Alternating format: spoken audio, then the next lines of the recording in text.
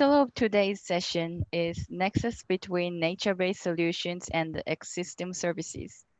We proudly present Professor Shahbaz Khan, the Director of UNESCO Regional Science Bureau for Asia and the Pacific, as a moderator, and we have two distinguished speakers, Mr. Kamran Yousaf, Country Manager of National Engineering Services Pakistan, Doha office, and Dr. Leah Barclay, President of Australian Forum for Acoustic Ecology and lecturer at the University of Sunshine Coast. We are ready to take your questions through Q&A box and Facebook comments. You are invited to fill the attendance list, which we will share during the session. This is required if you'd like to receive the certificate. Okay, the Professor Shahbaz, the floor is yours. Thank you very much, Dr. Sachi. Today is a very exciting day. We meet two most wonderful people, Dr. Leah Barclay, who is an artist by training, but has been guiding us on environment, especially for the Man and Biosphere program, which is one of UNESCO's flagship programs, looking into how can we coexist between human existence and the nature, so the biosphere and human sustainability. But how can we assess whether we are sustainable or not? And usually we think there is a silent stakeholder, which is environment. How can we listen to the environment? So we will learn today that environment also has a voice. So that's Leah Barclay. So it is a very exciting time for us to have Leah with us. Then engineer Kamran Yousaf, who started as a civil engineer, has been working around the world and has also got a master degree from one of UNESCO's institutes, UNESCO IHE. And in the process, from an engineering background, has learned many things related to nature and how nature-based solutions can help us understand better engineering design. That's very interesting aspect we will learn today. And in the process, from the Japan Fund's interest, which is supporting our work in Asia Pacific for the International Hydrological Program and for the Man and Biosphere Program, we will be able to learn how can we bring these interesting areas of work of sounding the nature and bringing nature-based solution into engineering design. Today, we are going to talk about also the nexus. Nexus is a very interesting word to me. What do we mean by nexus? None of the areas are isolated by themselves in nature. As we know, we are dealing with complex systems. We need systems thinking. We need to think broader than our disciplines. And today we will see how this nexus works. So to begin with, I ask my first question to Leah. What is your understanding coming from the arts and the music background? What do we mean by these nature-based solutions, Leah? Sure, absolutely. Firstly, thank you so much for having me here today. It's a great privilege to be part of this session and very inspiring work you've been doing through this Sustainability Insight series. So I guess for me, nature-based solutions, I guess when we think about, this is about addressing some of the restoration of ecosystem that's both benefiting biodiversity and human well-being. And I feel like sometimes when we talk about nature-based solutions in a traditional context, there's been many examples globally where this has been mismanaged, which when it comes down to it, it's often sometimes as a result of that lack of community engagement. So for me, as someone with a background in arts and community cultural development, I'm really passionate about the value of interdisciplinary research, citizen science, and education around nature-based solutions so that there's this deep understanding of the community and of what the community needs. And I really strongly believe that nature-based solutions is very much about listening to the environment. I mean, when we're talking about nature-based solutions, to be doing this correctly, we've got to have such a deep understanding of that ecosystem.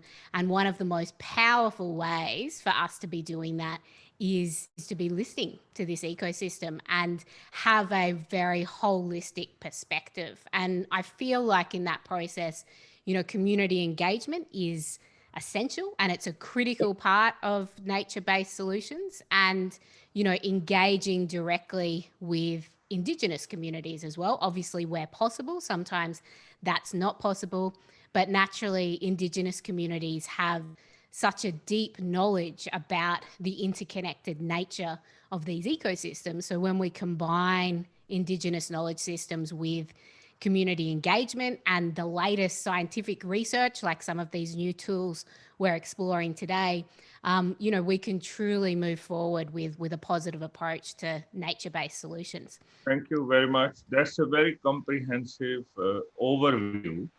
And there's so many things to explore here, Leah. So, for example, the citizen science, the concept of the indigenous local knowledge, understanding the perspectives, bringing in environment and listening to the environment. So we have quite a lot of things to explore.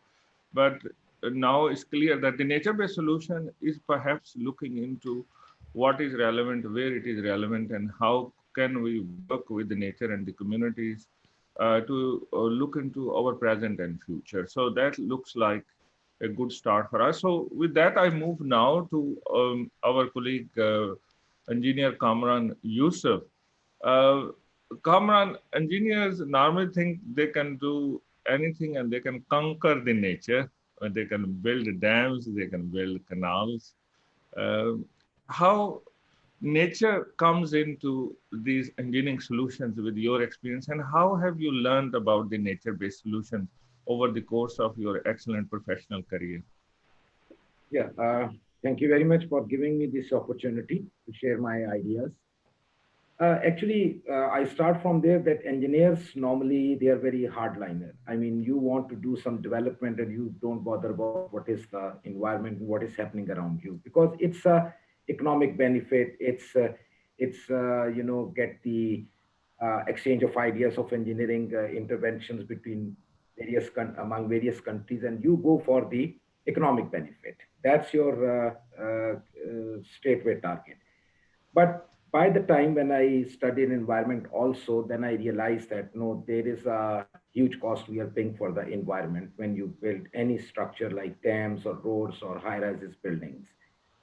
So then we realized that environmental impact assessment is the best tool to get mixed up with the engineering solutions and how you can make a project more environmental friendly, or at least you can minimize the effects on the environment by building these structures. So from EIA onwards, it becomes a part of the mandatory deliverables of any project now. Every engineering is doing with the team of the environment for EIA. From EIA, we further jump into deep environment, that is the biodiversity management plans. Then you go for the water quality, then the fish, then aquatic life, and so on. So then we started thinking that while working with the environmentalist, and how can we, get the benefit of their knowledge to save the nature for our interventions. Mm-hmm. So from where there the thing started. I mean, the realization is very, very important. If you really want to get your, task, or if you want to do something, your realization in the mind is very important. So that was the point where there was a team building in my organization, also in my colleagues, and wherever I started teaching. I taught a subject of environment in Connect College, Lahore, for about 7-8 years. So my dream was to understand this subject, and I got into practice. Now I come to nature-based solution that whenever we were working in different countries, like I can share with you one instance in Iran and in Pakistan, also in Ethiopia also, that by building dams and reservoirs, it was a bit, damage to the environment like forest. Very sad to hear that when I went to the site, I saw the trees around the reservoir, and then erosion started there. And then the very interesting thing is that the flow in the river downstream the dam becomes very less. and you can see very examples. There we got the realization, and we want to see that we apply nature-based solutions because it's very economical, number one. Yeah. Then they're sustainable. And the second, third most important thing, on a long-term basis, you engage the community in Mm. these projects. So when the locals, the community, the champions, they get involved, and you give them incentives. So that's the way these things become sustainable in a long term. Otherwise, in the developing economies, the problem is starts from the operation and maintenance stage when the project starts getting down. Yeah. So community took a lot of interest because it's not high-tech system. You are fighting, I mean, you are saving the environment through the nature. So that's why, like reforestation, vegetation, that kind of thing we apply. People talk about in the watershed that you build check dams, but we go for the vegetation covers mostly Yeah. on the path of the drainage system. That really So, helped us. thank you very much, Kamran. That's a very good introduction. That coming from an engineering hardline, mathematics, physics, the understanding of the phenomena, and from the building, you have now the appreciation of how these solutions can work is by in looking deeply into nature and looking into the communities and looking into the long-term sustainability of these projects. So that's very, very interesting. Also, I'm very pleased to learn that you have been imparting your knowledge to students in Lahore through this Kinnear College. That's also a very important part of our professional lives, that how do we impart the knowledge and we remain students ourselves. So let me take this step further with now Leah about the engagement with the communities and engagement with the environment. Leah, if we can now look into the Man and Biosphere program concept, which is one of our programs in this office, which is for Asia and Pacific. And I'm very pleased that we met there in one of the biosphere reserves in Vietnam, Cat Ba, and you introduced the concept of sounding the environment. Of course, the birds have a sound, but also you introduce the concept that we can listen to the fish as well in the rivers. So the fish has sound. So how do we listen to the environment? And do people really care about listening to the environment, and how it can guide engineers like Kamran that they can enrich their thinking about environment more than where our engineering profession is right now? Absolutely. That's an excellent question. And I mean, I think it's a really exciting time to be exploring some of those ideas. As you said, you know, when we met at Cat Ba Island Biosphere Reserve, we were exploring these ideas of the value of listening to the environment and what we can learn from listening to the environment from a scientific perspective and an artistic perspective. And I think what's really exciting is since that time, and I guess particularly in the sort of last 5 to 7 years, we've seen this rapid advancement of this field of ecoacoustics. So sort of growing from the field of bioacoustics using the sound of a single species to identify what that species is, but this idea of ecoacoustics, so using long duration recordings to map spatial and temporal studies in the environment and understand these changes over time. But as you say, you know, when we talk about a terrestrial environment, we're very familiar with the sound of birds and the sound of insects. If we talk about marine environments, we're very familiar with the sound of whales or dolphins, for example. But fish and macroinvertebrates or aquatic plants, we're not as familiar with. So by using these devices, these underwater microphones called hydrophones, we're exposed to this different world of understanding these ecosystems. And, you know, we can use these sound materials in a very non-invasive way to understand the health of a freshwater ecosystem, to monitor biodiversity. But in the context of biosphere reserves, when we're talking about community engagement and managing cultural and biological diversity, these sound materials and these ways of interacting with an ecosystem give communities access to other layers of ecosystems that we don't traditionally have access to. So it becomes this really rich engagement tool for scientists in the community, for obviously citizen science projects, but you know, as we experienced in Cat Ba Island, you know, young people as well. It's an incredibly engaging tool to bring young people into a deeper understanding of their river system. And I think it's particularly exciting when we start talking about some of these broader questions around communicating the value of environmental services or nature-based solutions in biosphere reserves.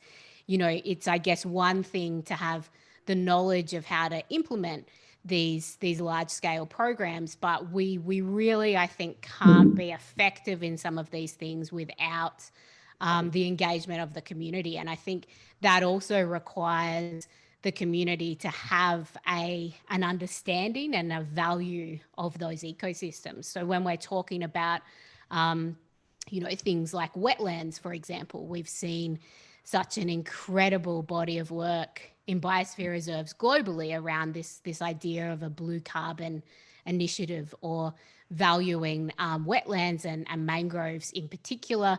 You know, looking at how they can reduce annual flooding. I think it's more than, you know, 18 million people globally averting flood damage of something like close to $60 billion each year.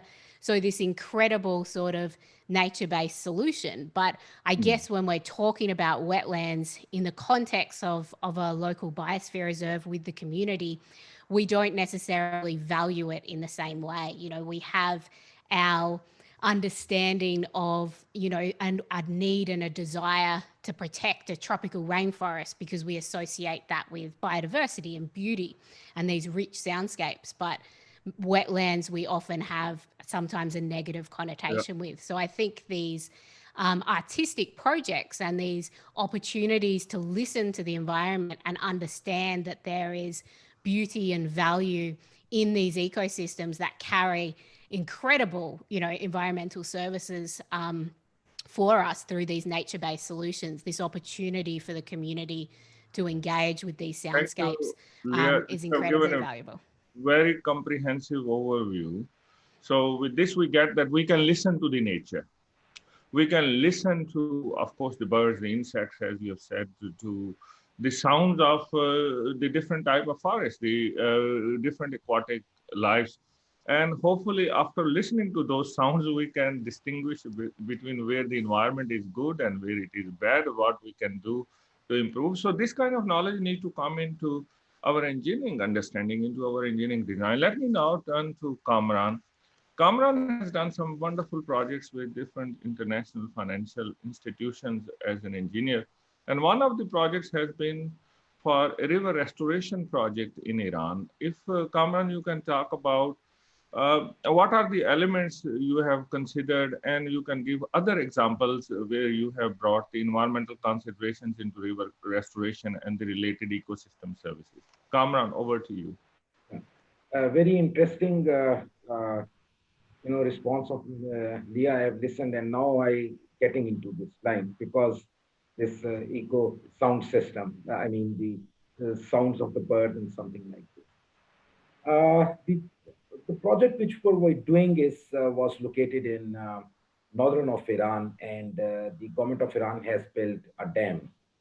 And by building a dam, the river flow downstream the dam was a big issue. So we had a lot of, you know, meetings among various stakeholders that how much water should go down, because our target was to save the river ecology, which is very important. Aquatic life, riparian vegetation on both banks of the river, and then of course the sedimentation. The interesting thing was, like Leah mentioned about the wetlands, that there were about 296 wetlands in that area. And those wetlands, not only from the rain, but were also connected with the tradition canals with this river system. So stopping water for storage for agriculture actually was also affecting the wetlands.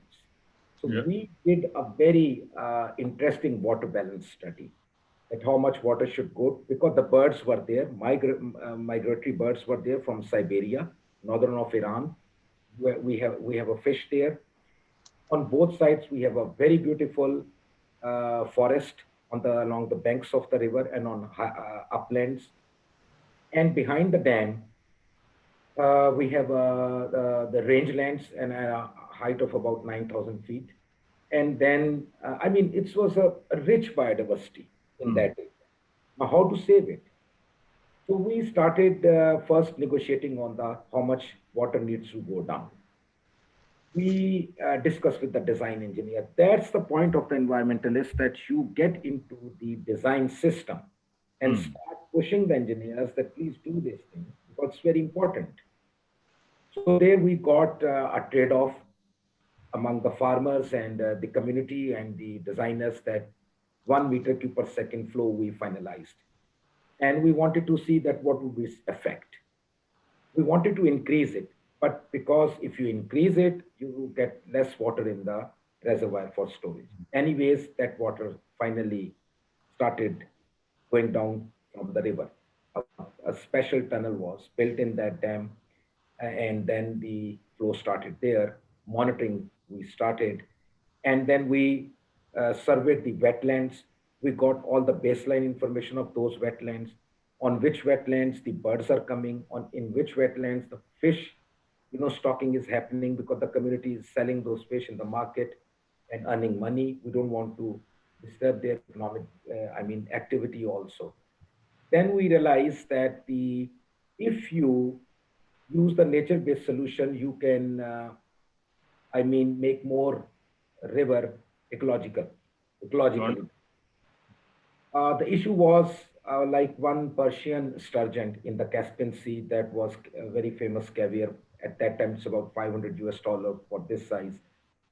The sturgeon was about 30, 35 years, never been to in that river. The name of the river was Babul. It is located in north of Iran. So we started, we did some modeling also for the minimum flow, because we should know the velocity, we should know the discharge, we should know the depth of the water, because these three things are very important for the fish to migrate, for spawning. And we started working with the community.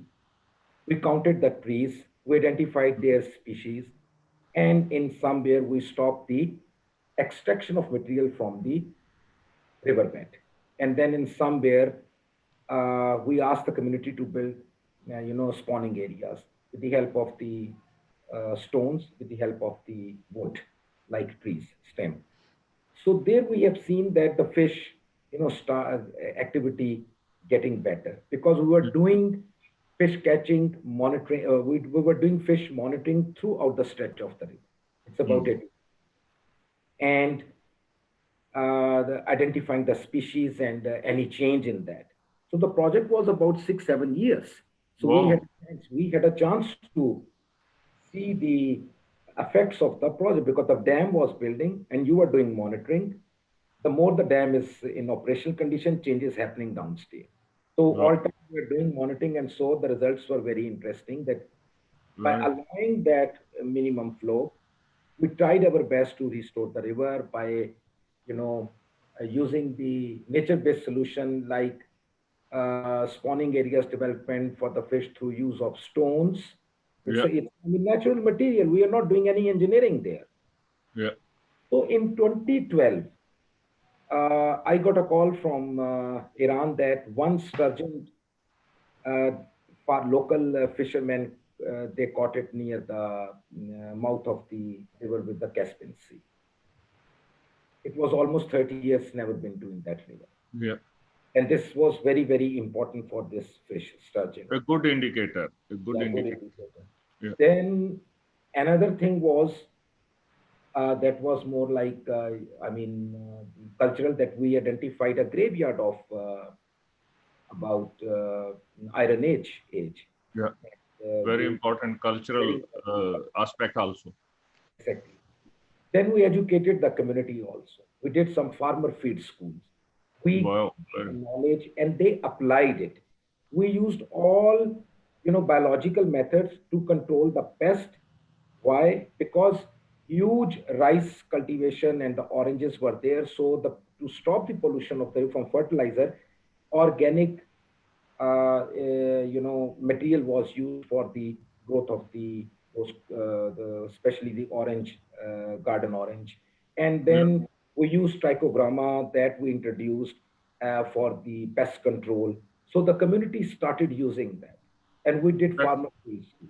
So very, very good example, it's dear an Kamran. integrated approach, not only the water, on the other side, pest control, then on the other side, forestation, vegetation. So all we done there.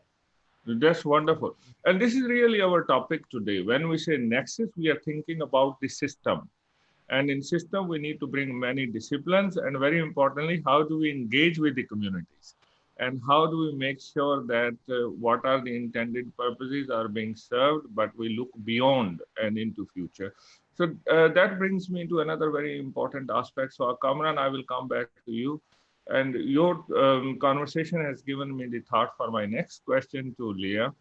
With the biosphere reserves, the management of environment has been an area which is not only conservation. We have gone beyond conservation. We have now what we call the core zone, the buffer zone, the transition zone, and we have brought the concept of sustainable livelihood, which is about people. And in this COVID environment, we are struggling with jobs, including in Australia.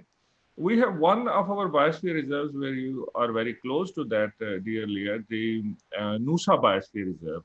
That's where the interesting aspect is it's not under the management of the government while it is a UNESCO Biosphere Reserve. Can you tell us a bit more about what is happening about biosphere reserves in Australia in general and the ecosystem services and the livelihood during this COVID and post-COVID?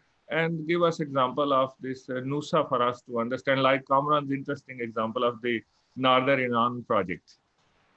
Sure, absolutely. So I was involved in the very early stages of the development of Noosa Biosphere Reserve back in 2008. And I think what was really interesting in some of those initial phases of designing both how the Biosphere Reserve will be managed and also the kind of focus of projects that will happen initially was that very interdisciplinary grounding. Mm-hmm. We had many conversations with local stakeholders, including tourism and local businesses who were very interested in what the Biosphere Reserve can bring to the region from an economic development perspective as well. But culturally, it was really fascinating to see the role that engaging with our local Indigenous communities, but also engaging with local artists in the region could actually bring a wider attention and awareness to not just what the Biosphere Reserve is, but what it could be and how it can, function as this really exciting learning laboratory for sustainability for the community. And I think that has rippled throughout, the community in Noosa Biosphere Reserve. It has gone through various changes in its lifespan in terms of how it's managed and who's managing it. But I think there's a really interesting element to many biosphere reserves in Australia in that very interdisciplinary approach to the conservation of both biological and cultural diversity, and that true desire for biosphere reserves to be learning laboratories for sustainability. And I guess it's hard to answer that question in terms of the direct economic impacts on biosphere reserves in Australia throughout what we've experienced with COVID in the last 6 months.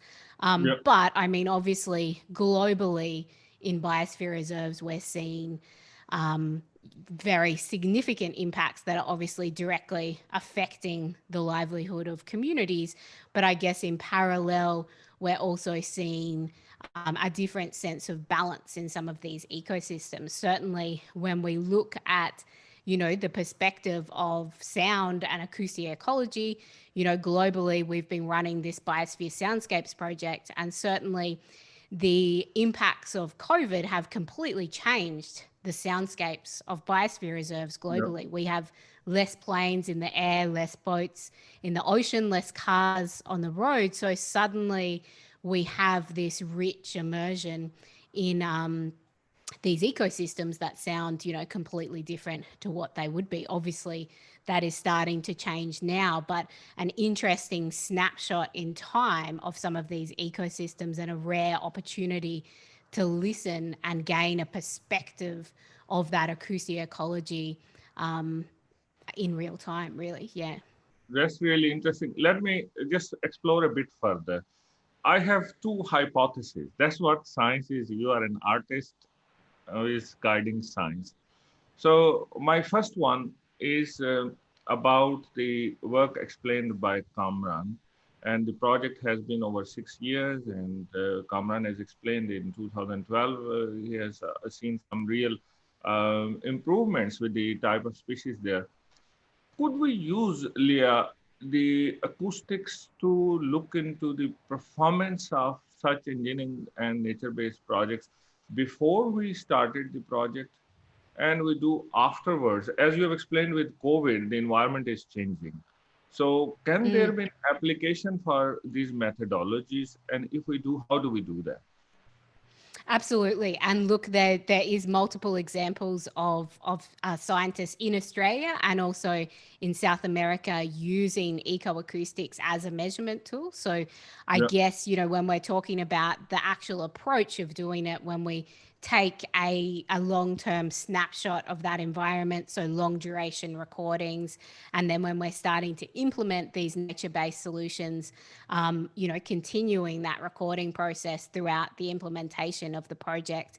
And we have a whole range of what we would call acoustic indices, so algorithms that can analyze and measure particular changes in those soundscapes over time, or answering the ecological questions we want to ask. And we're able to use, you know, those computer generated algorithms to then understand mass amounts of data. So acoustic recordings that may be captured over months or years. So the 6-year project that you mentioned in the context of rivers, I mean, the opportunity to have acoustic data alongside that to support and provide further evidence for the positive impact that nature-based solution has had is a really exciting possibility That's very good. to use ecoacoustics to actually extend the impact of some of these nature-based solutions. And I think, you know, when we talk about the possibilities of that, we're now at a time where these technologies are really accessible, affordable.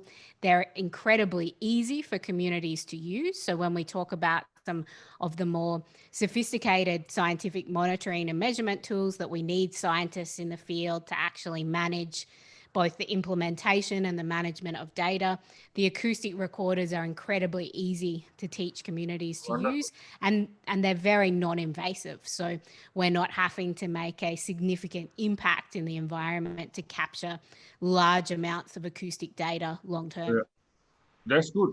But let's also carefully think about these new tools we have. And how can we, you mentioned the word citizen science. Is it too expensive to monitor environment? Can I do it with my mobile phone, for example? Absolutely, you can. We're building apps through Biosphere Soundscapes at the moment. So the hydrophone devices we were speaking about earlier, you know, even just a few years ago, these were quite expensive and quite difficult to get out into the field. But now we can have a device that's small enough to fit in the palm of your hand that you can plug into your mobile phone and be monitoring these How much environments. it The will same cost thing. here? How much it Sorry? will cost? How much it will cost, let's say, to have one of these sound recording instruments installed? Let's say I want to listen to my backyard. So we can build these live streaming kits that can cost around $100. In fact, I've probably got one behind me if you want me to grab one. Yeah, Let me so see you if I grab can that quickly. and show us, and let me turn to Kamran in the meanwhile, because this is really interesting. And for our viewers, continue your questions, and the publications on this subject are available on our website through our JFIT efforts. Let me now ask a question in the follow-up to where Leah is. Kamran, when you studied civil engineering and when you have been trained at UNESCO IHC, a lot of methods have changed, like from a basic understanding of the fluid mechanics and the hydraulics and the mechanics of structures, the structural design itself.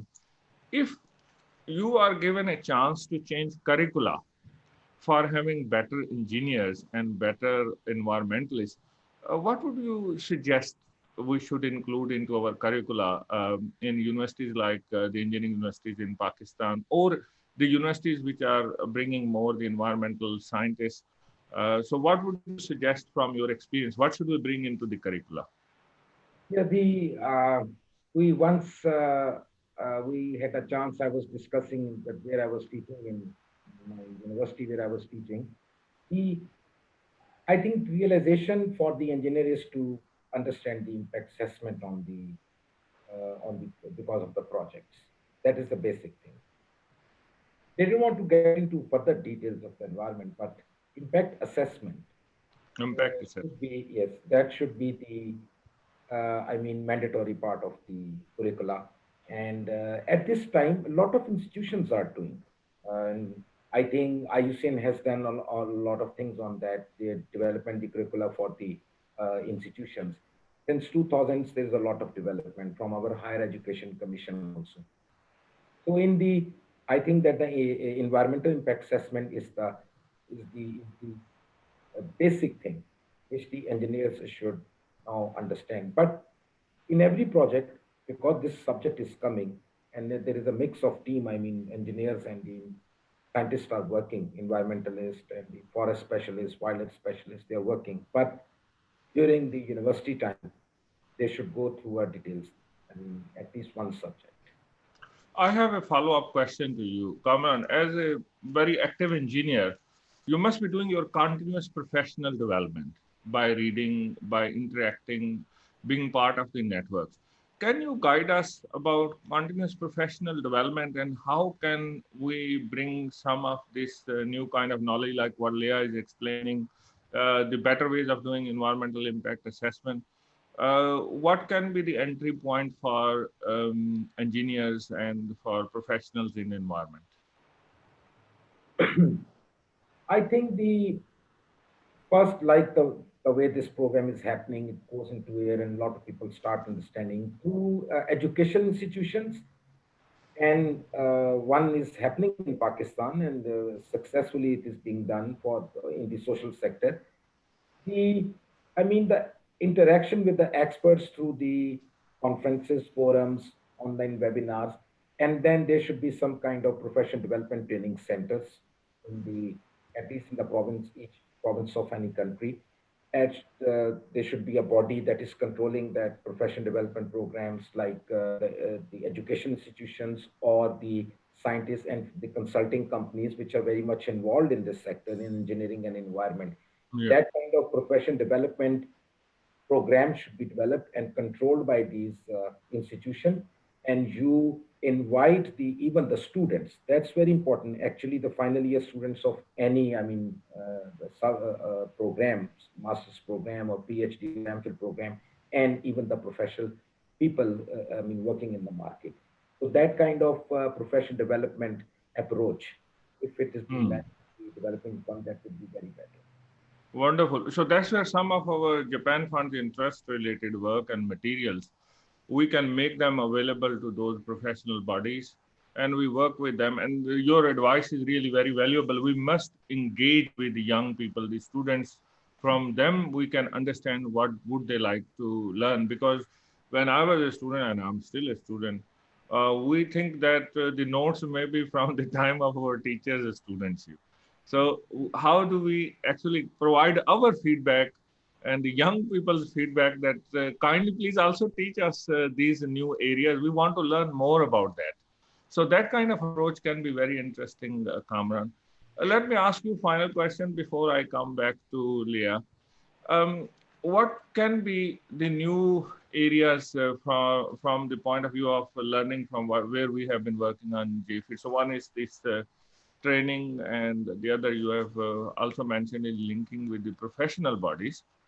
How can you guide us for any areas which may be of broader interest from the developing countries' point of view? Like you have worked in Africa, You have worked in Iran, and now you are in the Middle East. How can we make our content and the materials more interesting for those nations? You see, the first thing, dynamics of a country is very important, and the GDP, because like Yeah, in Qatar, they are totally different. They, I mean, rich countries, so they are doing very well.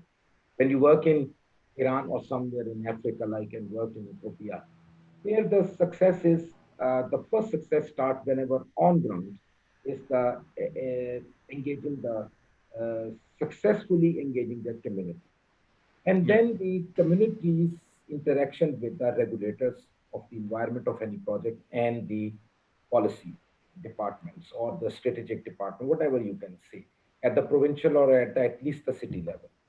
And once the interaction is start, then the ownership comes of that area. mhm, Because I tell you that we are talking about nature-based solution and ecosystems. And ecosystem services mostly been owned at this time by the local community. I mean, they are living mm, there. I'm living in a city of, let's say, 10 million population. I don't bother about the ecosystem services. I can give that right, but the community is living there. They are the owner. If they are not going to cut the tree, then that they are going to save the ecosystem, and there are multiple benefits then. So I think that the most important in Africa, in Iran, the engagement ownership of the community is very important. There should be some program should be run that the government should give a feeling to the the community that you are the yeah. owner of area and owner of this project. Even give kind of a feeling, and this way, the you can, I mean, save the biodiversity and environment of any country. And but in the, like I said, that in the rich countries, this is not the case. They're doing well and they are taking care of everything because they have the money and they understand, they realize this thing. Okay, no, these are very valuable insights. And that's where what we call in our programs education for sustainable development. How do we bring education for sustainable development at the community level? And there are several initiatives of UNESCO working with the partners, including with the government of Japan, global citizenship education. So, dear colleagues who are listening, we will put the links to these initiatives for your reference, and we will continue to interact with engineer Kamran Yousaf. Let me bring some final questions to Dr. Leah Barclay. Leah, first of all, show us that device, which Sure. Kamran can also buy, and I would like to buy one. Okay. I'll Okay. try and hold it up so it doesn't disappear. So this is one of the smallest ones. This is a audio Moth recorder. So these are, I was holding it upside down. Oh, if I hold it like that, you can see it. So you can see it Yeah. fits in the palm of my hand. This is about $50 US or 40 euros. It's a very accessible little device. It has small microphones on it and it just takes 3 AA batteries on the front of it. This is the streaming one, the live streaming device. So this is a Raspberry Pi computer with a soundboard on the top of it. And we Yeah. use a tiny little microphone that just looks like this. It's just that big. And that can basically be, as you were asking before, if you wanted to put it in your back garden or in the rainforest canopy in your biosphere reserve, it can be installed there with a solar panel and not just recording the sounds, but live streaming them back to our servers in real time. So it means that, you know, you can obviously be using that for biodiversity monitoring, but also using it as a really rich engagement Sure. tool. This Raspberry computer, the Raspberry Pi you say, right? It's the little Yes. computer on your palm and you can buy it for $50. Is that right? With the processor and Yes, everything? that's right. So the Pi Zero is about $25. The slightly bigger one I had there is about $50. That's right. Basically, it's a fully functional computer with Correct. USB possibilities to attach all those things. I know it because my son is in the same area. He's into artificial intelligence and software development. So he has put these Raspberry computers in the house. He can monitor humidity, everything around. So maybe I will excite him and link with the environmental sensors. And if we have data mining with artificial intelligence, we can really go to many steps further. So that's really wonderful. My last question to you, Leah, and this is a question I'm asking several colleagues. And I want to understand, and hopefully colleagues also, everyone is interested to understand.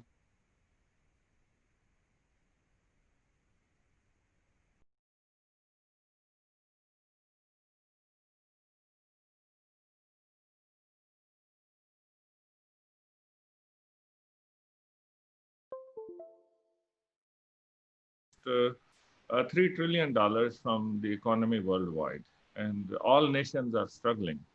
There are many packages which are being introduced for supporting the economy. And of course, jobs is at the center of all of the recovery plans. People who are far away from the capitals, who are into these areas, what we call biosphere reserves, like in Indonesia, for example, we have one of the most interesting biosphere reserves. How can we help them? How can we help women, for example? I asked this question also to some of the business people. We have UN Global Compact. I would like to hear from you. Can we provide payment for ecosystem services as a tool and the citizen science as a tool that you listen to the environment and we will pay you? You look into the ecosystems, you do the reforestation, we will pay you. What would be your take on ecosystem services and the payment for ecosystem services to support communities and revive for a greener, better economy for future? Look, that's an excellent question. And I think there's, so many possibilities and pathways that we can take with something like that. I think what's been really interesting, with the impacts of COVID as well, obviously these horrific economic impacts in addition to the impacts of the virus itself, but to see how so many industries, organizations and communities have really adapted to shifting to online spaces. And, this sustainability insight session is a great example of how we can use the possibilities of online technology for knowledge sharing, where suddenly people in very remote and regional areas have access to these knowledge sharing platforms, can be connecting and communicating and sharing, but also bringing value to what they're doing at a local level. So for me, I guess I still see, the exciting and in some ways untapped value of that global network of biosphere reserves,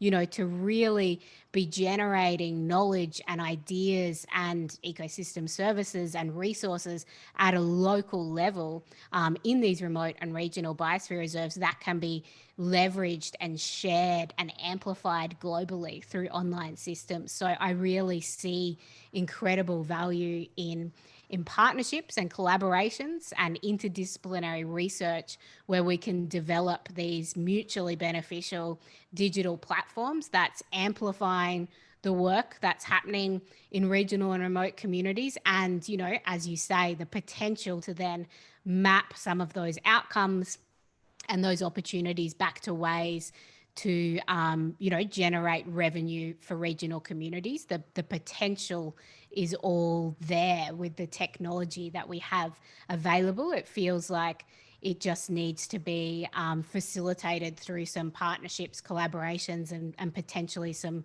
think tank research around the best ways to implement that, which I know we've had many of those conversations before, but I feel like this wave of the potential of online technology and the way it has really worked effectively for communities and industry, particularly in regional and remote areas, to access material they never would have traditionally had access to, has really demonstrated the potential and the importance of, continuing this kind of way of working together and collaborating in a post-COVID world as well. Thank you very much, Leah.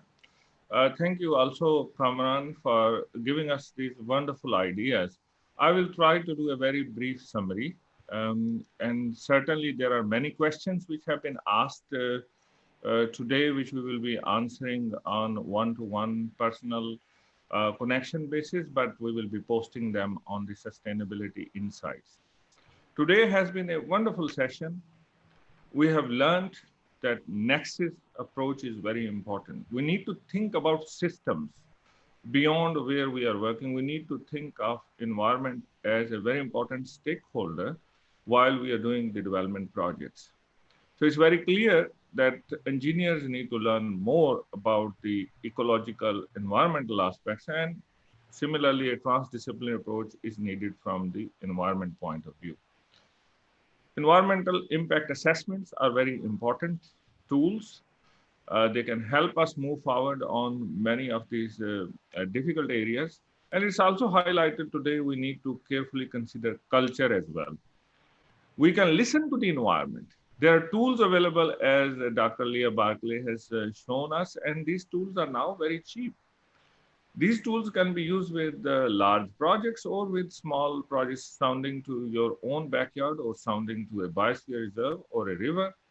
And the projects which have been done in a very innovative way, like the example from engineer Kamran Yousaf for the northern Iran, clearly shows that there is a need for continuous monitoring and evaluation. Some of that is done, of course, if there is improvement in the ecology with the better fish, for example, then we have made a good success. And certainly he has shown us today there is success. We also need to very carefully found all those solutions which are important for nature should be nature-based solutions only when the community has given us the acceptance as well. And the engagement with the community and understanding the community perspective is very, very critical. And continuous professional development of engineers and environmental colleagues, very important. Sustainability insight is one of the ways, but we need to also bring these ideas into education for sustainable and the curricula related to that. There is a lot of new leadership in citizen science, in the local management of the biosphere reserves, and many of those examples through best practices are available with our Japan Funds and Trust site, which we will be putting links for you. Also, very importantly, how we bring all sectors into management of these environmental assets. How do we link biosphere reserves? How do we continue to learn about ecosystem services? And in this very difficult era of COVID and what may be build back better, maybe ecosystem services can be one way for engaging with those communities who are far away from the big cities, from the capitals. And they can play a very important role by looking after the environment, by taking care of the ecosystem services to our landscapes, to our rivers. But at the same time, the economy can be revived in a greener, in a better way, and we continue to move towards better sustainability. Sustainability from the point of view of people, from the point of view of environment, and better economy. And certainly it will help us deliver sustainable development goals, which are important for the whole world. And the time is running out for 2030, and hopefully these solutions and methods can come through. Also, very importantly, my last message from today's meeting is, as Kamran and Leah has highlighted, we must engage with the young people, with the students. We must bring their knowledge into how should we design our curricula, how the knowledge products can be used by the different stakeholders. And youth can help us move forward much faster, and we do not repeat the mistakes of the past. And this can help us engage with the communities, and local and indigenous knowledge can come through in the best possible way. So now we know more about Nexus, nature-based solutions, and ecosystem services. And we look forward to answering all your questions, linking with you. You can ask your questions directly to Engineer Kamran Yousaf and Dr. Leah Barclay. That's all the time we have today. Thank you very much. Over to Dr. Sachi Suzuki. Thank you very much, Professor Shahbaz, Mr. Kamran Yousaf, and Dr. Leah Barclay, and all participants. Actually, this was the last episode of Sustainability Insight Season 1. We will take a small break and come back soon. It was our pleasure to have excellent guests and participants throughout the series. We know that there were very enthusiastic participants who joined most of the sessions. See you all in September for the Sustainability Insight Session 2. And please don't forget to fill the attendance list through the link that we shared in a chat box if you'd like to receive the e-certificate. It will be open for 1 hour from now. For further information, please visit our Sustainability Insights Facebook and Instagram. We wish you a good day and stay safe, and see you all in September. Thank you very much. And thank you to Sachi, Kamran, Leah, and all the team from UNESCO Office Jakarta. We will come back with Sustainability Insights Season 2 in September. Thank you very much. Thank you. Bye. Thank you.